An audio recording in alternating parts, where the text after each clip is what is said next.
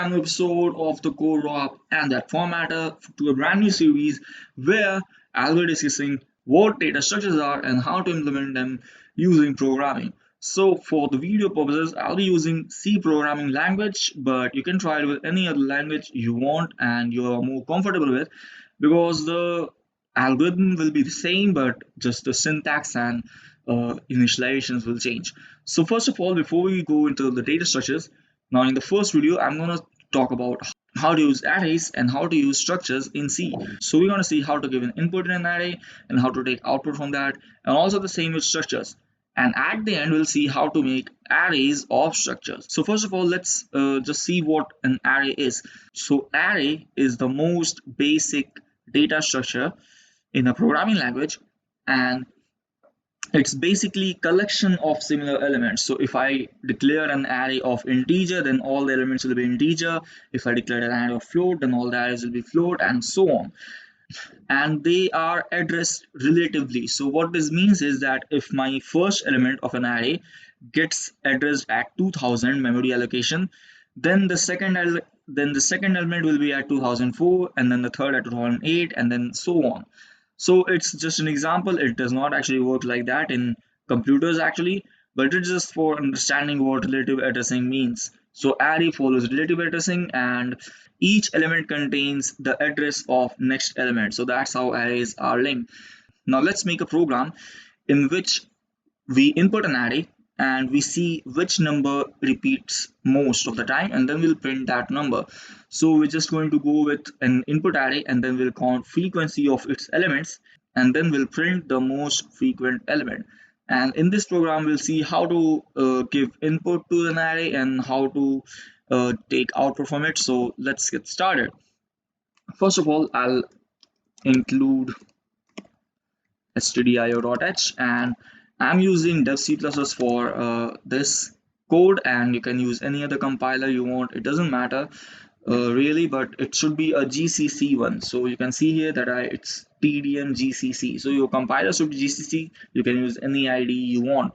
So first of all, I've included stdio.h. I don't think we need anything else in that.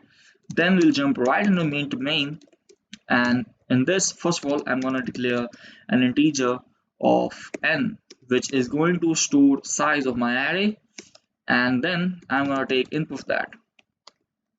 So let's take input for mod d and n. Let's do that. So now we have taken input for n, and then we'll declare an integer array of n. So what this means is that we are initializing an array of name arr, and its size is going to be n.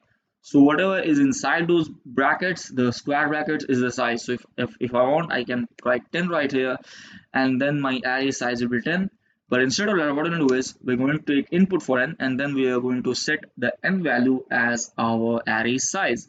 Now we want one more array, which will be cnd or count, and it will store count of individual elements of the array. So how many times are the elements repeated? We're going to store that in count. Now let's take input for our array, and what I'm going to do is I'm going to start a loop for I equals to 0, I less than n, I plus plus, and what I'm going to do is I'm going to write a scanf right here to take input for our array and arr, and arr of I will help us to take array for the specific elements. Now the second thing which we want to do is we want to see how to initialize a value instead of actually taking input. So in our count array, we're going to set all the values as 0. So I'm going to say cnt of I, and then it's equal to 0. We're doing this because we want the count of frequency to start from 0 and then proceed onwards. If we don't do this, we'll get some random values for our cnt array. So we have initialized our array, we have given input for that, and we have actually sent some values for the array also. And now what I'm going to do is I'm going to start one more for loop, and then I'm going to say for I equals to 0, I less than n, I plus plus. And let's first add this right here. I have to add an I variable and a j variable because I'm going to use a j loop also. And for j equals to 0, j less than n, j plus plus.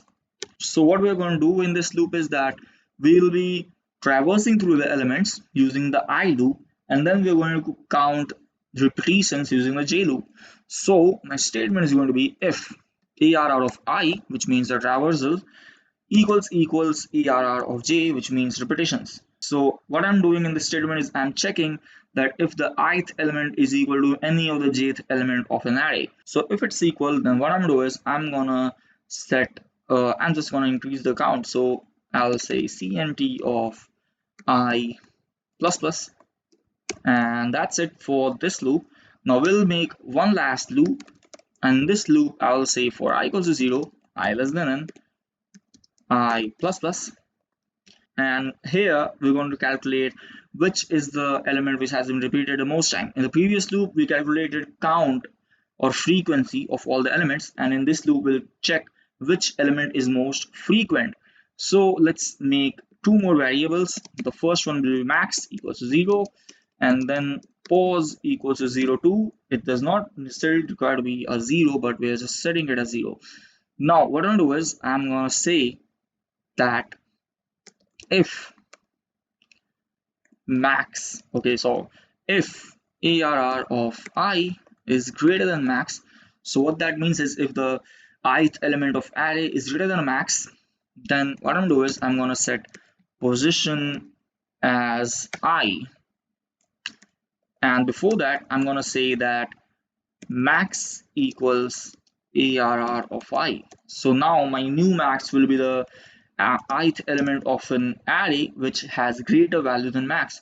In doing this, we are calculating the max element throughout the array, and we are giving the position as I, so that we can use the position to give us the element which gets repeated the most. Now it's enough for this loop, and then what I'm gonna do is I'm just gonna printf a single statement which will say the element which gets repeated most is, and let's give our mod d right here,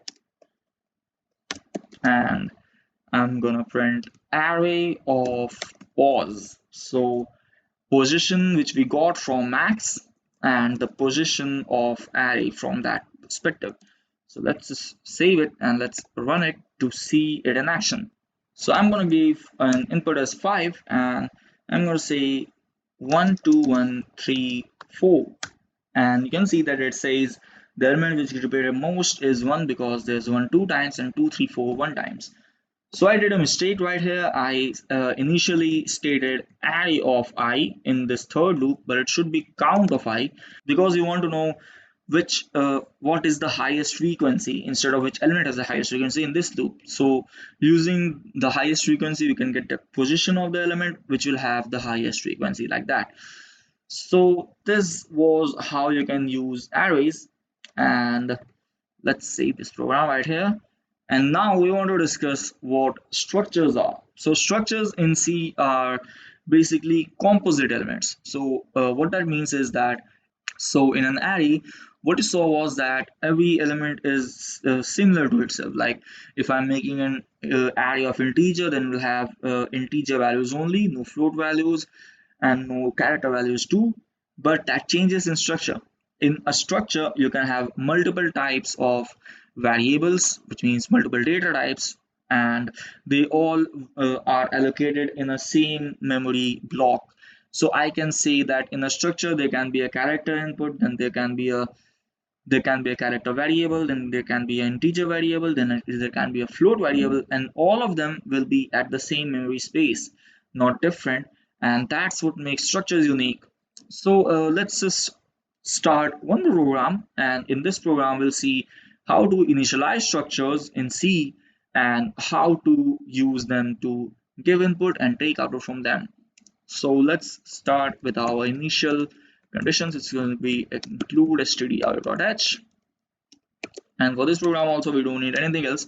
Now this is initialization of structures in C. So I'm going to use a struct keyword, which means we want to initialize a structure. Then I'm going to say a name for the structure. Let's just go for struct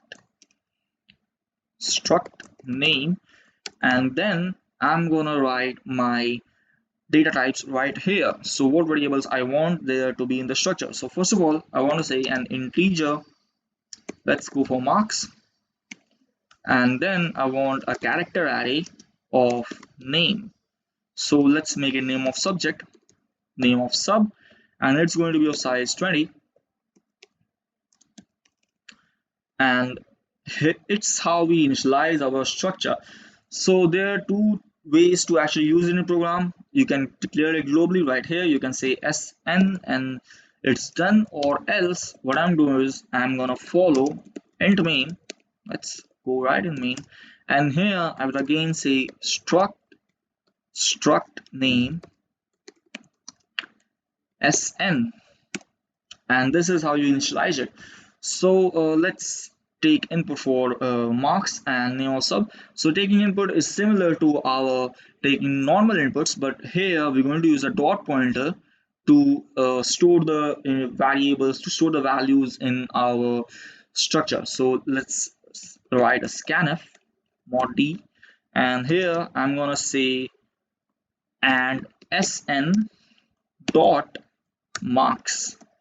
So Sn is the structure initialization, our structure variable, this Sn right here, and then marks is where we want to store the integer values. So marks right here will store our integer values. So scanf mod d and Sn dot marks is going to help us take input in structure variables. Then let's again take an input scanf mod s right this time, and then I'm going to take input for name of sub.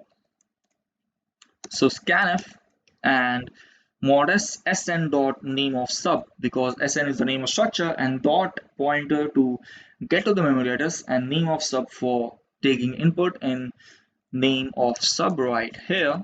So we have taken input.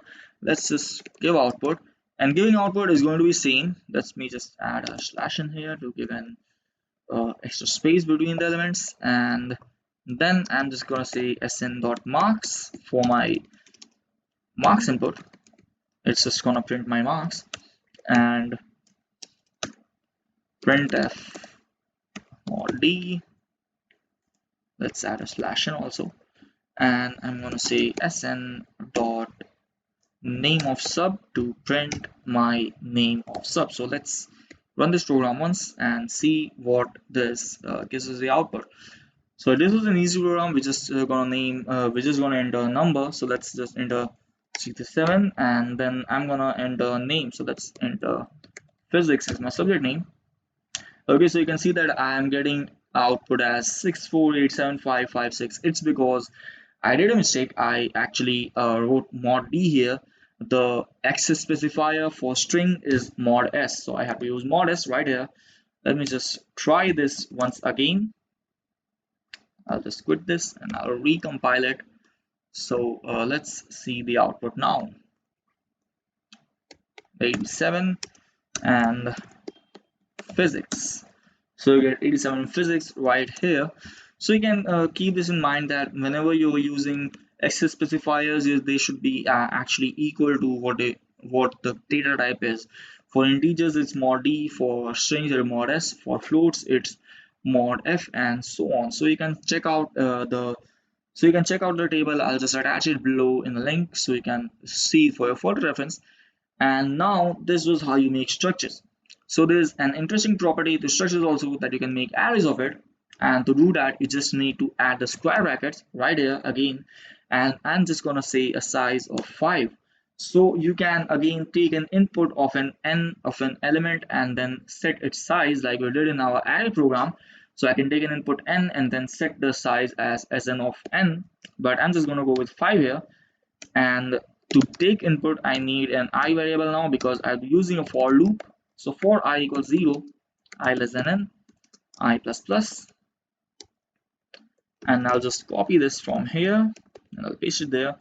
So now there's going to be one difference, that is sn of I is gonna come in the picture, because we want input for ith element.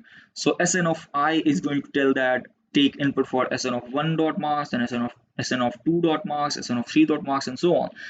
And in the same way, I'm just gonna add one for loop here also. For I equals 0, I less than n, I plus plus, and again I'm just gonna cut it from here, paste it here, and I'm gonna say sn of I dot marks and sn of I dot name of sub. So I actually use n here, but it should be 5 as we have already discussed that we are fixing the size of element. Now let's run this program once, and I'm gonna go with very easy inputs. I'm not gonna take a lot of time here. So first of all, I'm just gonna say 67 and A. Let's go for A. Then let's go 56B. Then let's go 87C. Then let's go 56D. And let's go for 76, or actually 67E. So you can see that we have got our output in the same order as we inputted, and you can change the order by changing the loop. And this is how you access structures and arrays of structures right here. Okay, so I will link the code which we discussed today in the description. You can check it out from there. And that's it for today, guys. Thumbs up if you liked the video and subscribe to the channel if you loved it. I'll see you on the next episode of the Code Drop. Bye for now.